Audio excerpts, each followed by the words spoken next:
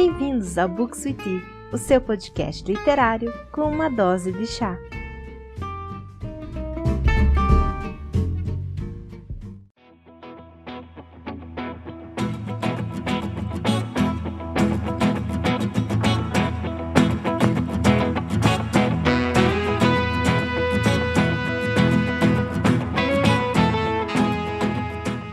Oi pessoal, tudo bom? Aqui é a Carol e está começando mais um episódio do Books with Tea. E hoje eu estou aqui novamente com uma convidada que vocês já conhecem, que é a Vitória. Oi Vi!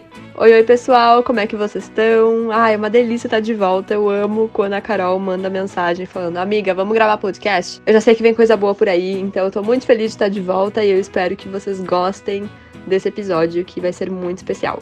E em que nós vamos comentar novamente agora a respeito da segunda leitura, né, que é O Sol é para Todos. E hoje nós vamos falar sobre esse livro que me deixou com o coração muito quentinho. Eu acho que é um livro que tem muito a nos contar, que é um livro que humaniza, né, por tudo que ele tem a nos contar, a nos dizer, nos faz refletir muito sobre muitos pontos. Nossa, com certeza. Sol é para Todos é aquele livro que vai fazer a gente ficar refletindo e pensando nele por muito tempo. E, para mim, é uma leitura que tinha que ser obrigatória nas escolas por causa que ele tem muito a nos ensinar. E se você quer ficar por dentro de todas as novidades do podcast, não se esquece de seguir. Você consegue ouvir ele pelas principais plataformas de áudio. E também aproveita e me segue lá no Instagram, que é o @bookswithtea, onde você encontra novidades sobre as minhas leituras e também sobre os próximos episódios. Então vamos lá conversar um pouquinho sobre O Sol é para Todos.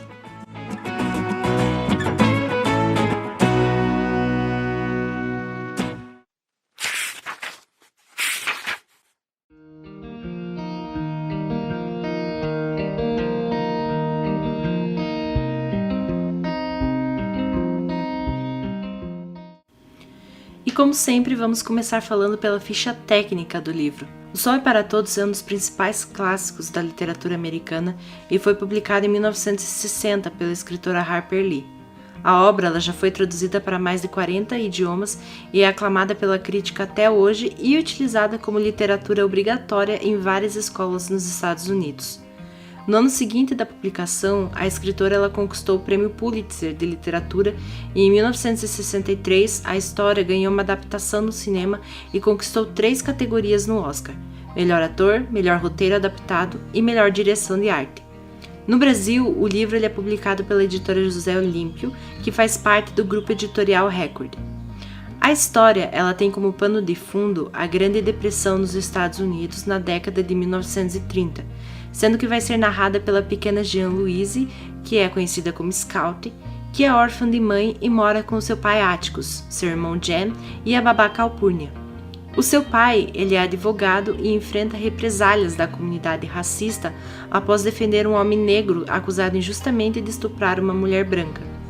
O livro ele irá discutir temas como racismo, direitos humanos, preconceito, tolerância e conceito de justiça, sendo que a atitude de Atticus servirá como uma grande lição de moral para os filhos e para muitos leitores também.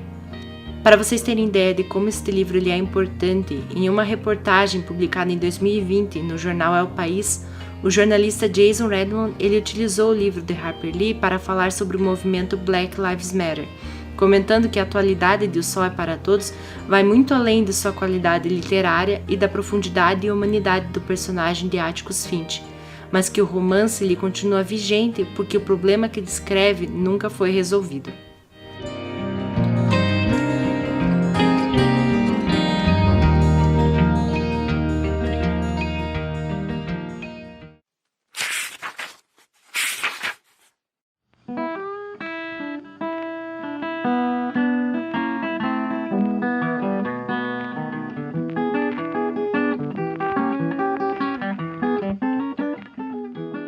Ai, Vi, olha, eu vou te falar que quando você falou que esta seria a leitura do clube, eu fiquei muito animada para participar das discussões dele, por causa que esse foi um livro que eu acabei lendo já no início do ano e até agora acho que foi uma das melhores leituras que eu fiz até agora em 2021. Sim, Carol, eu fiquei muito feliz de ter pensado em levar ele pro clube. Na verdade, é um livro que eu nunca cogitei ler, mas aí eu fiquei pensando, ai, preciso colocar algum livro na enquete, né? Qual livro eu vou colocar? Eu olhei pra minha estante, daí ele olhou pra mim, a gente flertou, daí eu pensei, vai você. E eu fiquei muito feliz quando a galera votou nele, né? Quando eu vi que foi o livro mais votado, e aí, consequentemente, seria o livro que nós leríamos no mês, eu pensei, eu acho que agora vai ser uma boa ler. E de fato, eu li e amei. Que livro lindo, que livro lindo. E muitas das pessoas ali no clube também disseram que foi assim um dos livros favoritos da vida, que é um livro arrebatador e todo mundo amou. Eu acho que nós lemos no momento certo. Então, muito feliz de ter levado ele pro clube. E foi muito bacana ver que as pessoas realmente se interessaram em ler sobre esse livro, né? E ele traz, assim, vários temas que vão direto na base, assim, da sociedade, de discussões que até hoje são muito relevantes, o que faz com que o livro seja extremamente atual e justamente por isso ele é muito importante. Bom, como eu comentei já, então, o livro ele vai se passar na cidade de Maycomb, que é uma cidade fictícia do Alabama, nos Estados Unidos, de 1933. E ela vai ser narrada pela personagem Scout, que é uma menininha de 6 anos, que tem um irmão dela, que é o Jem, e ela mora junto com o pai, que se chama Atticus, e é um advogado. E a sociedade ali onde eles vivem em Maycomb é uma sociedade predominantemente de população branca e infelizmente a população racista. Então a questão do racismo vai ser algo que está muito presente na vida dessas crianças. Sim, Carol, eu acho também muito, muito inteligente. Eu acho que foi uma coisa muito inteligente da Harper Lee, né, da nossa escritora aqui, de ter pego um estado, que é o Alabama, que é muito conhecido por tratar de preconceito, de criminalidade, né? Até hoje, a gente sabe pela história dos Estados Unidos como o Alabama é um estado muito preconceituoso, um estado que tem muita criminalidade, é algo muito forte. Então, a Harper Lee pegando esse estado e colocando como cenário da história, eu acho que casa muito com todos os pontos da história. Então, linkar isso tudo com o cenário e isso refletindo na vida das personagens, eu acho que foi algo bem inteligente que ela fez. Isso sem falar, inclusive, né, o ano em que foi publicado o livro, de fato, que foi em 1960, que era a década que estava no ápice de discussão a pauta dos direitos civis dos negros americanos. Então, até mesmo o contexto em que a obra foi escrita é muito significativo. E acontece que nessa cidade ocorre que um rapaz negro chamado Tom Robinson, ele vai ser acusado de ter estuprado uma moça branca e por conta disso ele vai acabar indo a julgamento. Quem se propõe a atuar como defesa do Tom Robinson é o Atticus, que é o pai da Scout. E é por conta desse julgamento que nós vamos ter a principal discussão da obra, que é sobre o preconceito e sobre o racismo. E o livro ele não vai fazer isso de uma forma simplista. Em certo ponto, o livro ele vai trazer uma visão sobre o racismo que seria muito rasa. No sentido assim de que a gente pode imaginar que pessoas brancas são as racistas, são pessoas más, mas pessoas brancas que não são racistas são boas. Quando o Atticus, então, ele vai defender o Tom Robinson de um crime que ele realmente acredita que ele não cometeu, ele vai estar, de uma certa forma, colocando a sua reputação em risco, sua posição na comunidade e até, talvez, em uma última análise, até a segurança dos seus próprios filhos. E se você visse isso de uma forma muito simplista, seria assim, porque ele não é racista, então, portanto, ele seria uma pessoa boa. E talvez a pessoa que acusou o Tom Robinson, que é o Bob Ewell, ela tá acusando ele falsamente de estupro, ele seria considerado, porque ele é racista, ele é uma pessoa mal. Então, o tratamento sobre o preconceito nesse livro, ele vai ser algo que vai ser mais a fundo e tentar trazer uma discussão em diversas perspectivas sobre o tema. Exatamente, Carol. Você comentou ali sobre a questão do julgamento do Tom Robinson e do Bob Ewell, e eu acho que quando a gente se depara com essa parte no livro do Bob Ewell, que é o que acusou o Tom Robinson de ter estuprado a sua filha, né? Eu acho que é natural nós termos raiva do Bob Ewell, mas uma coisa que eu acho que acaba passando batido por nós, leitores, ok, o Bob Ewell, ele está errado em acusar erroneamente, né, sem ter provas e coisa e tal, mas a gente também não sabe as condições em que ele foi criado. A gente não sabe o que levou ele a fazer isso, a acusar alguém. Mesmo esse acusar sendo ou não correto, né? Eu acho que a gente tem que levar em consideração o meio em que as pessoas foram criadas, porque esse meio influencia. Eu penso de um jeito porque eu fui criada de tal forma. Você, Carol, pensa de um outro jeito porque você foi criada de outra forma. E eu acho que essas individualidades que a Harper Lee coloca aqui na história, eu acho que também a gente deve levar em conta. Então é um livro, como você disse, Carol, é um livro que faz a gente pensar muito nisso, de por que a gente julga desse jeito, por que a gente não olha desse outro jeito, por que a gente não pensa nisso, não pensa naquilo. Eu acho que é um livro que mexe muito com a questão humana, da natureza humana, né, de todos nós, assim. Por que a gente julga as pessoas? Por que a gente não tenta ver por um outro lado, né? Se colocar no lugar da pessoa. Eu acho que é um livro que traz muito fortemente a questão da empatia. Pra mim, assim, é um ponto principal da história é a questão da empatia. Eu acho que vai além do racismo. Eu acho que ultrapassa a questão do racismo. Ele cutuca na ferida. Cutuca a ferida que é como nós vemos o outro. Então eu acho, assim, que é algo natural de nós seres humanos, né? Ter que fazer essa distinção de tal personagem é bondoso, tal personagem é maldoso, mas eu acho que a gente tem que pensar no propósito do livro, né? O propósito do livro é fazer com que nós nos coloquemos no lugar do outro, né? A questão da empatia. Então a gente também tem que pegar o vilão aqui da história, no caso o Bob Ewell, não que ele seja o vilão e tudo mais, mas seria um personagem que a gente tem desgosto, digamos assim, né? E a gente tem que pegar essa personagem, o Bob Ewell, e se colocar no lugar dele, né? Por que ele é assim? Por que ele julgou o Tom Robinson? O que levou ele a fazer isso, né? Então, de novo, o meio em que as personagens são criadas, o meio em que nós, seres humanos, somos criados, isso influencia muito nas nossas atitudes futuras. Então eu acho que a gente tem que levar isso em consideração também. Eu acho que a gente tem que não só se colocar no lugar das pessoas bondosas, mas nas pessoas maldosas também da história, né? Eu acho que os dois lados têm algo a nos dizer. Exatamente.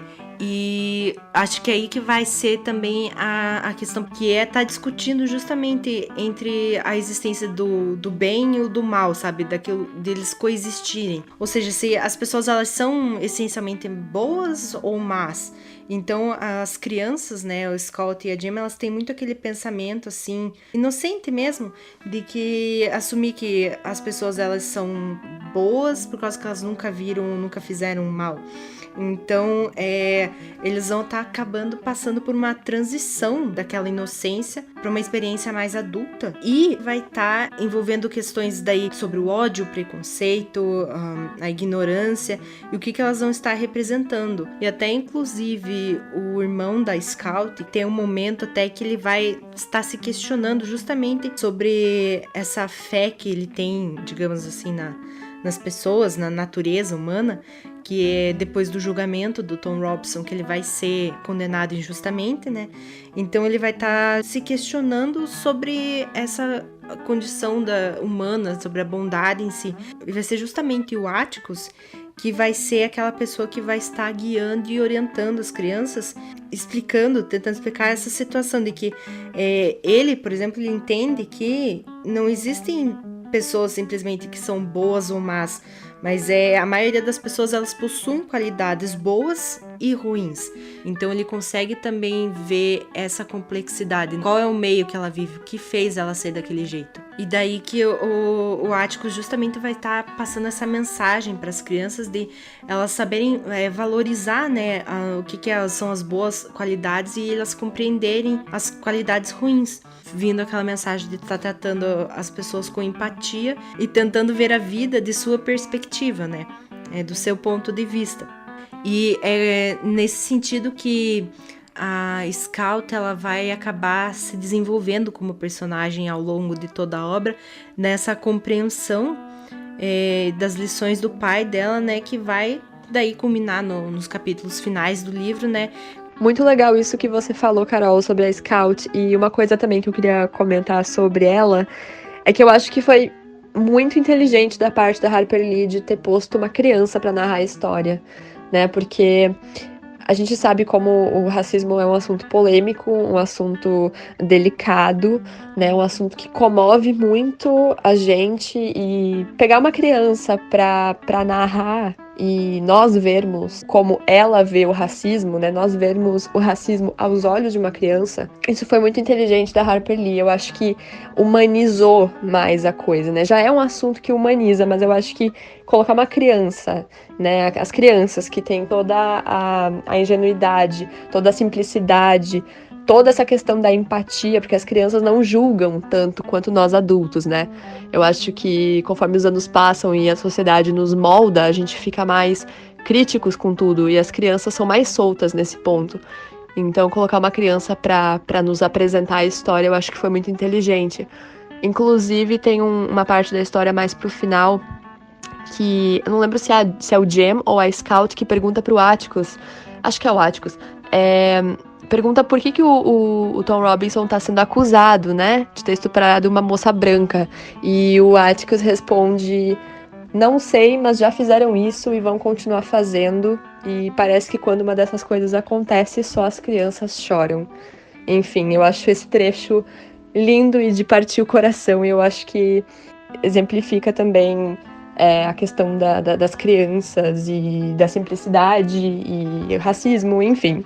Sim, e é muito inteligente colocar uma criança para estar narrando justamente por causa da sua inocência, e as crianças elas vão estar perguntando o que elas quiserem, então elas vão se questionar do porquê que a sociedade age daquele jeito, por que as pessoas estão agindo daquele jeito, porque para uma criança é muito simples ver justamente aquela coisa assim, do porquê que está acontecendo, se para ela não faz sentido. Então acho isso é uma questão muito, muito bacana que a escritura trouxe justamente esse tipo de personagem para estar tratando de um tema tão delicado. E aproveitando, eu queria também comentar rapidinho a respeito do próprio julgamento em si do Tom Robinson, por causa que, como a gente vai ver no decorrer desse julgamento, ele vai, na verdade, ocupar uma parte pequena no livro, mas é esse principal acontecimento que vai repercutir em todos os acontecimentos da obra. No julgamento, eu acho uma questão até delicada, e eu vejo, de certa forma, até que a escritora ela quis fazer como uma crítica até ao sistema de julgamento em si. O que acontece? O Atticus, então, ele vai estar defendendo o Tom Robinson, e durante o julgamento a gente vê assim que, em termos processuais, o juiz ele vai estar conduzindo esse julgamento de uma maneira muito adequada. E também os advogados, na hora que eles vão selecionar o júri e na parte que eles vão estar fazendo a sua sustentação oral, eles fazem isso de uma maneira muito imparcial. Só que o que acontece é que o júri ele vai ser composto completamente por pessoas brancas. Então, por mais robusta que sejam as provas que o Atticus traz, demonstrando que o Tom Robinson é inocente, que ele não cometeu aquele crime que está sendo acusado, as pessoas elas vão acabar julgando ele justamente por conta da questão racial. Então acaba sendo até algo muito delicado, por causa que a gente vê que tem uma falha no sistema, né? Só que mesmo assim o Atticus ele acredita muito no processo legal, que o juiz vai estar julgando com imparcialidade, ele vai muito na parte técnica, só que aí vem a questão do júri. Inclusive, eu gostaria de fazer alguns comentários a respeito disso, por causa que eu sei que as pessoas não têm muito conhecimento e talvez por serem muito influenciadas por conta da mídia, acaba tendo uma ideia diferente de como que ocorrem os julgamentos. Primeiro, o sistema nos Estados Unidos ele vai ser diferente do sistema brasileiro. Nos Estados Unidos tem o sistema da Common Law, que vai ser baseado em precedentes. O que isso quer dizer? Quer dizer que todas as decisões pautadas, elas vão levar como base decisões anteriores. Então, se o juiz decidiu de uma forma, eles vão usar aquela decisão para pautar o julgamento de agora. Então, é sempre com base em precedentes. Aqui no Brasil, é o civil law, que vai ser através de atos legislativos, através da legislação escrita. Então, tem uma diferença. E na questão do júri em si, como é que funciona? Vai ter a produção das provas. Eles vão selecionar algumas pessoas para serem jurados. Dentro de um grupo de algumas pessoas, eles selecionam outras para estar acompanhando o julgamento. E, diferentemente daqui do Brasil, lá nos Estados Unidos, os jurados eles vão se reunir depois de que são apresentadas as provas, que os advogados fazem os argumentos, eles vão estar se reunindo em uma outra sala e eles vão discutir aquelas provas apresentadas. Aqui no Brasil não tem isso. Aqui no Brasil, os jurados selecionados, eles vão, após toda a apresentação das provas, eles vão na sala e eles vão a preencher alguns questionamentos. Eles não vão estar discutindo entre si. Então, tem essa diferença. E aí é que vem também essa questão da discussão, tipo, o que os jurados vão decidir entre eles? Eles vão discutir de fato aquela situação, eles vão simplesmente, com base nas suas convicções, estarem decidindo o futuro daquela pessoa, vão estar julgando ou vão estar inocentando. Então tem muito isso de ser, às vezes, até algo que pode realmente ser falho, que você pode estar com todas as provas, tudo certinho, mas se você não convencer os jurados, você não vai acabar conseguindo que aquela pessoa seja inocentada. E aproveitando, eu gostaria de fazer um parênteses com 2 indicações de filmes para vocês, na verdade um filme e uma série, que vai estar justamente falando sobre os julgamentos nos Estados Unidos. Um deles é um filme bem antigo que se chama 12 Homens e uma Sentença, de 1958. Ele não tem nada a ver com 12 Homens e um Segredo. Mas esse filme 12 Homens e uma Sentença, ele vai justamente estar mostrando como é que funciona um julgamento na sala dos jurados. Então vai ter toda uma discussão do porquê que eles devem inocentar ou não um homem. E é muito bacana, é muito legal de ver a argumentação e como é que funciona mais ou menos. E uma outra série que eu gostaria de indicar para vocês, essa tem na Netflix, que é American Crime Story, que vai ser do julgamento do O.J. Simpson. Nessa série em si, ela vai estar mostrando como que a influência da questão racial ela pode estar sendo utilizada num júri, tanto para condenar ou então para inocentar alguém, mas que é um tema bem delicado. Justamente ao contrário do que acontece no livro Sol para Todos, nessa série do O.J. Simpson, ela vai estar mostrando como que essa temática ela vai estar sendo usada de uma forma que pode-se dizer que não tenha sido a forma mais adequada. Não estou aqui dizendo que é culpado ou inocente, mas ela vai mostrar como que tem influência nos jurados esta questão. Então ficam aí essas 2 indicações para vocês.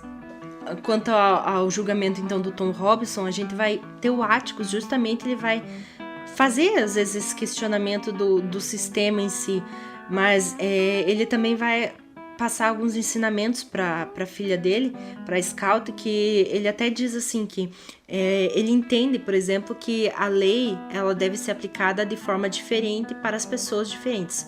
Ou seja, ele vai explicar para a Scout que, por exemplo, ela, por ter uma vida boa, por ter uma vida cheia de oportunidades, ela deve obedecer totalmente à lei. Mas ele vai estar sugerindo também que outras pessoas que têm vidas muito mais difíceis e com muito menos oportunidades, podem ter momentos em que é justo permitir que essas pessoas infringam a lei em pequenas coisas, para que não sejam até excessivamente prejudicadas pela aplicação dessa lei. E no panorama geral, né, Vi, na obra o que a gente vai ter são duas mentiras, né, principais, que uma mentira em relação ao Tom Robson, dele ter sido acusado falsamente por ter estuprado uma moça branca, e a outra mentira é ao final, quando o pai dessa moça vai tentar machucar as crianças do Atticus, e o vizinho, o Bradley, vai acabar salvando elas, mas em consequência o Ewell vai acabar morrendo. E o xerife da cidade, ele vai encobrir essa situação, né? Dizendo que o Ewell acabou tropeçando, caindo sobre a sua própria faca. Então, nós temos essas duas mentiras na obra e que elas vão estar justamente mostrando como membros mais vulneráveis da sociedade, que é o Tom Robson e o Bradley nessa situação, como que elas vão acabar sendo afetados, né, até pelas histórias, pelas mentiras que as pessoas vão estar contando sobre eles, né. Nossa, Carol, muito, muito, muito interessante isso que você comentou sobre como funciona lá nos Estados Unidos, né, a questão do julgamento. Achei muito interessante, não fazia ideia disso. E você falou sobre mentiras, e eu queria aproveitar e fazer um gancho com o título da obra, né, O Sol é para Todos. Bom, O Sol é para Todos é um título que foi modificado quando traduzido aqui pro português, porque o título original é To Kill a Mockingbird, que seria Matar um Roxinol, o passarinho roxinol, né? Nada a ver com O Sol é para Todos, mas To Kill a Mockingbird faz referência a uma parte específica da história, que é mais acentuado isso, que é quando a Scout e o Jem estão ali atirando pedras nos passarinhos, ou então estão falando sobre atirar pedras nos passarinhos, nos roxinóis. E o Atticus escuta eles comentando e ele fala pra ele que não é legal, que não é assim que ele ensinou, eles não devem agir de tal forma, né? Ele dá um sermão nos filhos. E eu acho muito interessante o que o Atticus comenta com eles, porque ele fala que não é porque o passarinho, os pássaros, né, são criaturas frágeis que a gente deve matar, né? Que a gente deve acusar, então, que a gente deve puni-los. Sim, o título da obra, ele tem uma mensagem muito importante, muito significativa. Tudo isso que você falou, e também tem uma parte lá, justamente essa parte deles estarem atirando pedras nos passarinhos, que o Atticus vai falar uma frase que é pecado matar um roxinol. Por que seria um pecado matar um roxinol? Ele faz a referência de que destruir algo que não faz mal algum de forma intencional e sem sentido seria um pecado. Então, esse passarinho roxinol, a única coisa que ele faz é cantar. Por que você vai lá matar esse passarinho ou fazer mal a ele? Ou seja, ele vai ser considerado um ato de pura crueldade, né? E o simbolismo que eles fazem com relação ao personagem do Tom Robson, que quando o júri vai estar condenando o Tom Robson, mesmo sem qualquer evidência, o júri ele vai ser culpado da mesma forma por causa dessa crueldade desnecessária. Então, o júri de forma específica, e a cidade do Maycomb como de forma geral, vão estar destruindo uma pessoa que nunca fez mal para ninguém, simplesmente por causa da cor da sua pele. E não apenas daí o Tom Robson vai estar simbolizando esse passarinho, mas também o Bradley, por ser uma pessoa que nunca fez mal a ninguém, mas que ele também vai ser uma vítima dessa crueldade sem sentido.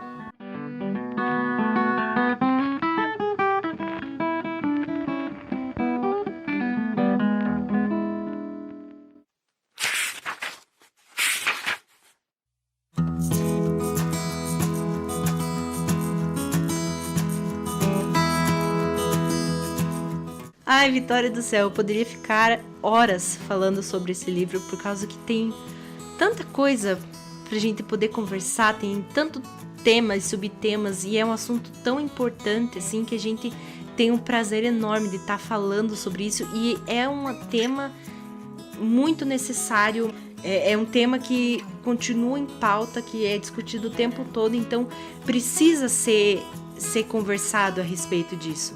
Sim, Carol, como você disse anteriormente, eu acho que é um livro que deveria ser leitura obrigatória, né, de todo ser humano.